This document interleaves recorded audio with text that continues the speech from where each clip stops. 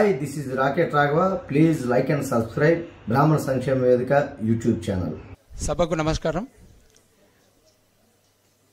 వేదిక మీద ఆసీనులైనటువంటి ప్రముఖ హీరో శ్రీ బాలాదిత్య గారు, అట్లాగే ఎన్నో వందల సినిమాలలో మనకు హాస్యాన్ని అందిస్తున్నటువంటి శ్రీ జెన్నీ గారికి, అలాగే మా ఈ 25వ ప్రోగ్రాంలో మాకు ఆశీస్సులు అందిస్తున్నటువంటి బిర్లా మందిర్ ప్రధాన అర్చకవర్యులు శ్రీ లక్ష్మీ నరసింహాచార్యుల గారికి, అలాగే ఈరోజు 2 గంటల నుంచి మాకు ఈ కార్యక్రమంలో కూచిపూడి భరతనాట్యం ద్వారా వారి శిష్యులని ఇక్కడికి పిలిపించి వారితోటి ప్రదర్శనను అందజేసినటువంటి శ్రీమతి లలిత గారికి, అలాగే శ్రీమతి సౌజన్య గారికి, అలాగే విజయవాడ నుంచి వచ్చినటువంటి సంగీత గురువు గారు శ్రీమతి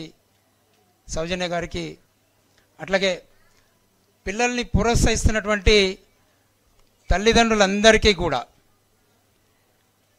మా బ్రాహ్మణ సంక్షేమ వేదిక ద్వారా హృదయపూర్వక ధన్యవాదాలు తెలియజేసుకుంటున్నాం.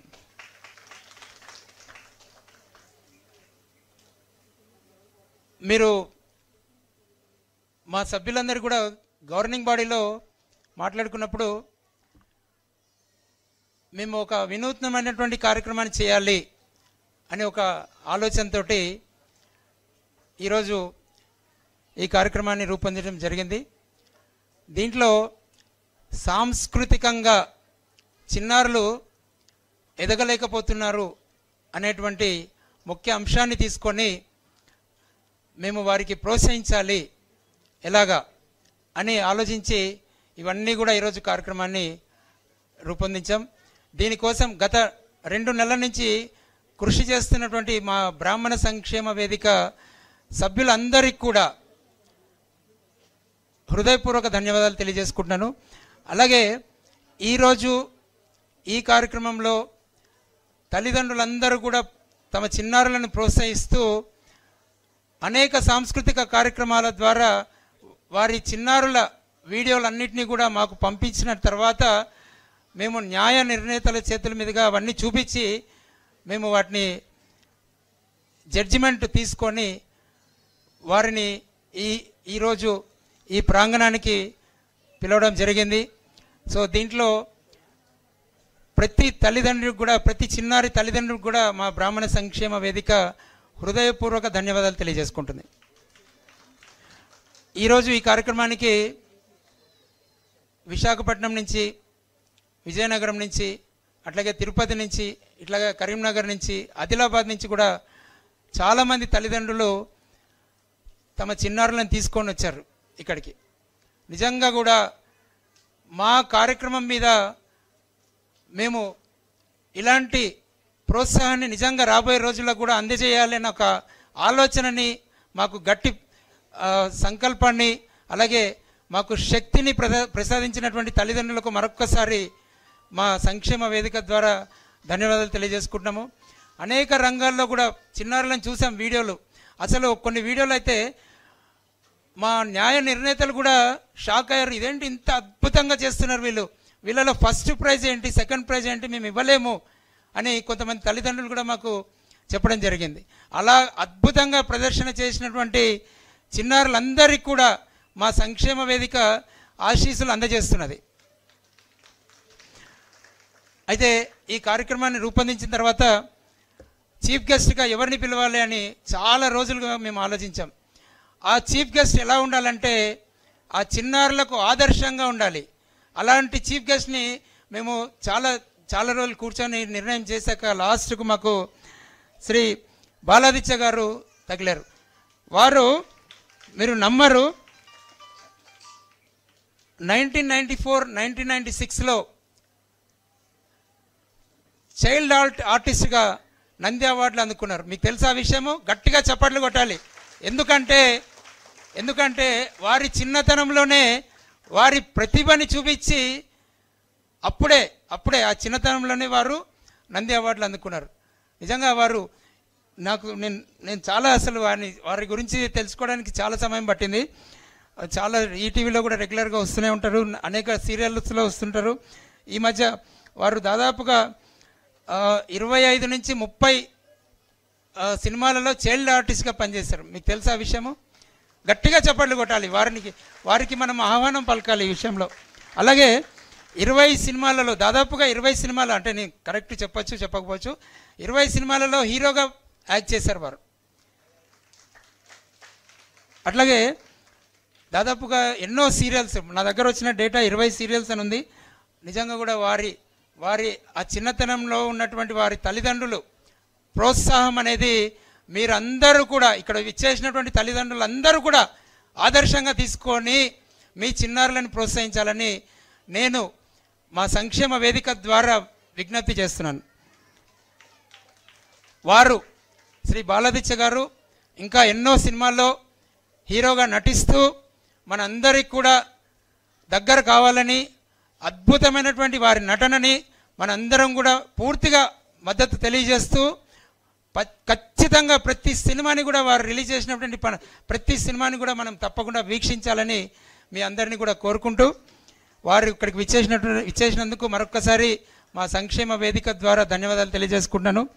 అలాగే శ్రీ లక్ష్మీ నరసింహాచార్యులు గారు, బిర్లా మందిర్ ప్రధాన అర్చక వర్యులు, వారి చిన్నారి కూడా ఈరోజు ఇక్కడ అద్భుతమైనటువంటి భరతనాట్యాన్ని ప్రదర్శించి మన అందరికి కూడా ఆ అమ్మాయి చాలా చక్కగా, ఆ అమ్మాయి ఎన్నో మా ప్రోగ్రామ్స్లలో ఆ అమ్మాయి ఇచ్చేస్తుంటుంది.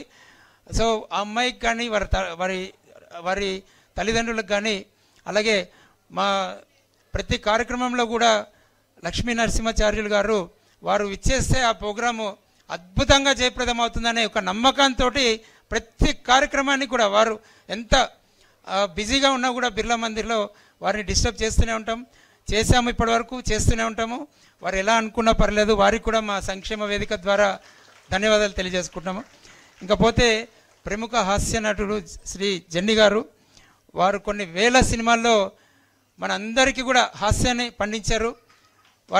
వారికి కూడా మనం ఇంకా రాబోయే రోజుల్లో మనం అందరం కూడా ప్రోత్సాహాన్ని, అంటే వారికి ప్రోత్సాహం మనం ఇవ్వలేము, వారి ఆశీస్సులు తీసుకుంటూ వారి ప్రతి సినిమా కూడా మనం చూడాలని మీ అందరినీ కూడా విజ్ఞప్తి చేస్తూ, ఇక ఈరోజు సుబ్బరాయ శర్మ గారు రాలేకపోయారు.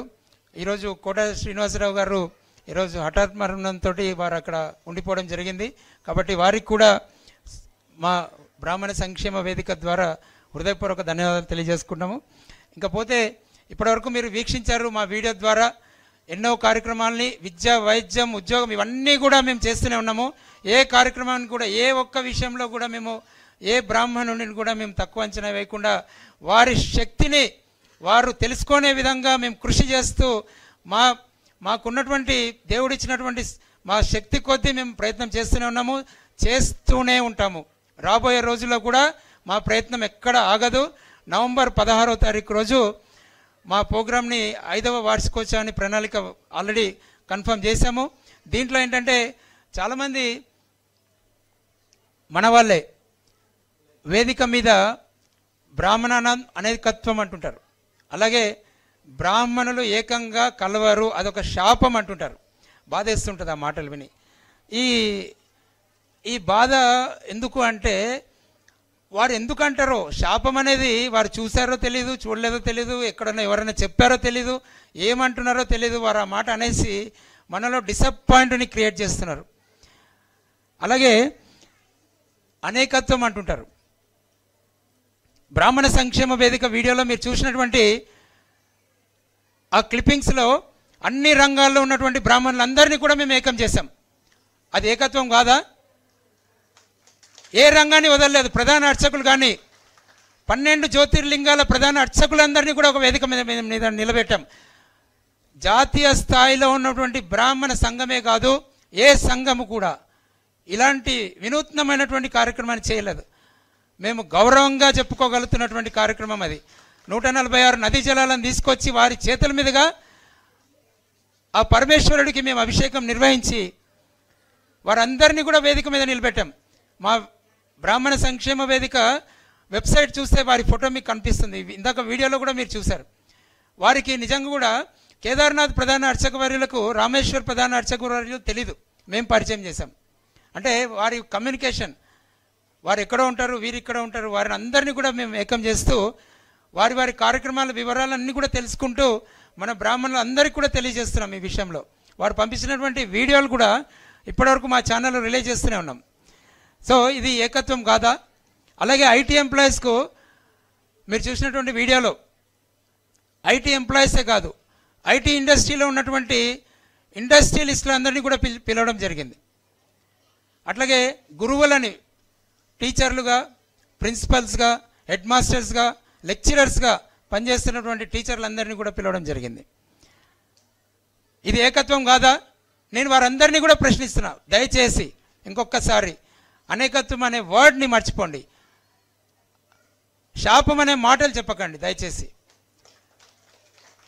ఈ నవంబర్ 16వ తారీఖు మేము చేస్తున్నటువంటి బ్రాహ్మణ ఏకత్వం, బ్రాహ్మణానం ఏకత్వం అనే వర్డ్ తోటి డాక్టర్లని, అడ్వకేట్లని, జడ్జిలను కూడా ఇక్కడ ఇదే వేదిక మీద పిలిచాం.